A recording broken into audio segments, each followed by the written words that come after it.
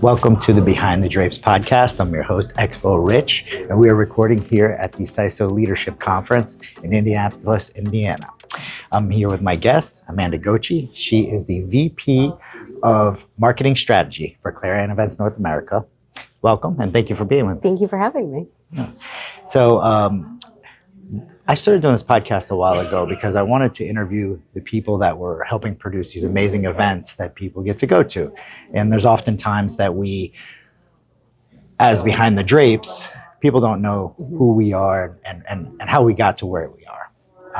And I love to hear the backstory on how you originated and really how'd you either fall into it or maybe even found out, through education. How did you first find your way onto the show floor? So I graduated college during the recession of 2008. Yeah. I thought that I was going to do PR and communications for nonprofits, which at that point, that was a role they all cut and they were just figuring out how to do things. So I had a lot of great internships, but not a lot of great job offers. So I spent some time substitute teaching and just trying to learn and figure out where I wanted to go. And I actually ran into an old classmate at an alumni event. And she said, "What are you doing right now?" And I was like, "Oh, it's terrible right now. It's really hard to find what I want to do." And she was like, "You need to come work for Reed Exhibitions." Okay. And so I was like, "Okay, what do you mean? What's going on?" She gave me her card, ran off to meet with someone else. And I sent her my resume.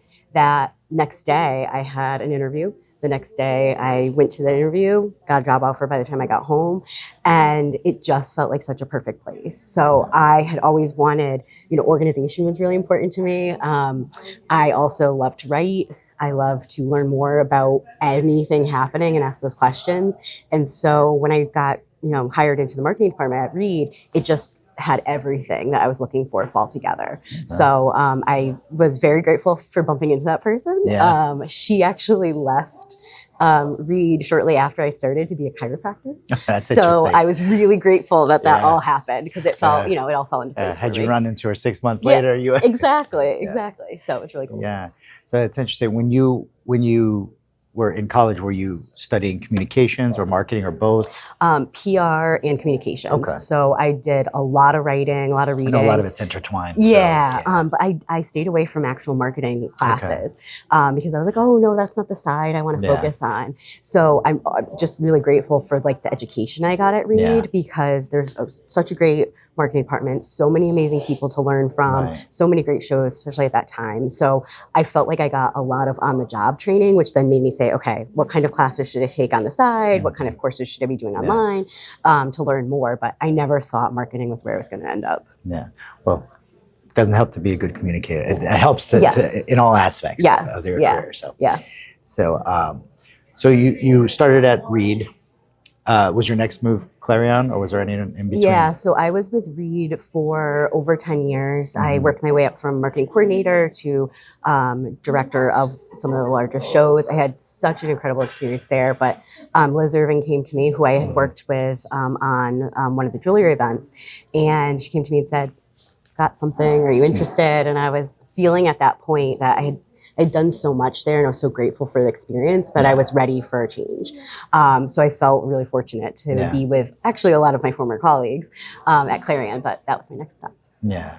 And there happens to be a lot of lateral movement because, when someone finds, they're on a growth path and they may get stifled here, there's always another company that's similar that wants it. And we're a very small niche industry that everybody kind of knows each other. So if you're a good producer, people know it, right?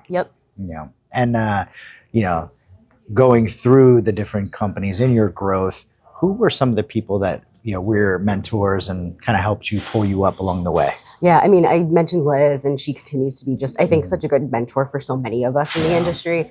There's a lot I learned from her every day, but when she was the marketing director and I was marketing manager, I saw so much about leadership, but also her thought process, her curiosity. So there was a lot that I just took from the way she approached things that I think helped shape me as a leader. Sarah Bachman, still at Reed Exhibitions, she was my last manager when I was there. And again, watching how she's taken her career, the way she holds herself, the way she really continues to be curious about her customers, about anything that goes around her business is so valuable to me. So I got so much out of just like being in their orbit. And I'm really grateful for those opportunities. Yeah, it is great. Well, it's one thing to be around somebody who's just an effective, has effective output, but somebody that wants to teach you and show you different things. And they're the ones that bring you along for those meetings and the conversations. And, we were talking earlier in the room about sponsorship and just bringing your name up and bringing you to meetings that sometimes I felt like, what am I doing here? And Liz was like, listen, talk, if you have an idea, share. And she really encouraged me to use my voice always. And still to this day, every once in a while, I get a little nudge of like, I know you're thinking something, you should say it. But yeah, I just thought that was so incredible. Sometimes we all have that imposter syndrome feeling. Completely. Yeah. And then just two other people that are more recent in my career and just life in general, but Nicole Peck, who is just such a prolific person in the industry, really fortunate to work with her at Clarion now. And then Narissa Wild, who is our Chief Digital Officer. The two of them, I thought I had a lot of great mentors and people in my life. And then when I met them, I was like, okay, this is unlocking something new. And I think they just bring such a great energy and innovation and thought process to everything that we do. So super grateful for them. Yeah. And I've been fortunate to know all of those women that you talked about and definitely, second the energy there for sure. For sure. So speaking of energy, what gives you energy these days? Like, what are you excited about? What are the next steps for the rest of this year, or maybe into 26? So I'm really excited about some of the teams that I'm working with right now. So I actually had an employee who was a marketing manager, raised her hand for a delegate sales role. And she said, I think this speaks to my skill set. I think that I can bring something new to these events, and I want to give this a shot. And what I loved about it was that she first raised her hand. She had that confidence to say, what do you think? The teams all rallied around it. They were like, why haven't any of us thought of this? This is amazing. But she's developing a new connections program for one of her events. And I'm just really excited to see it come to life. And it's all about those connections programs. So to make sure that that's a big part of every strategy our team has, but then to see someone like live and breathe it in that way makes me so excited. Yeah, no, I love that too, because it's like when you have somebody who brings a different skill set and talent and then like basically unveils something it was right in front of everybody that's necessary, but you're like, oh wow, you know what? That's going to make a difference here and here. Yeah, I love that. And we've got some of those occasions too at Expo, and it's been great because, it unlocks other things from other people, intertwines departments and things. So yeah, it's huge. And it's also great. Like you feel so good that somebody has that confidence to say, hey, can I try this? Can I do this? Yeah. So, I think it's helpful for others to see that too. So like, it's such a great story for younger people in our business and even just in the industry to see people change roles in that way. Like,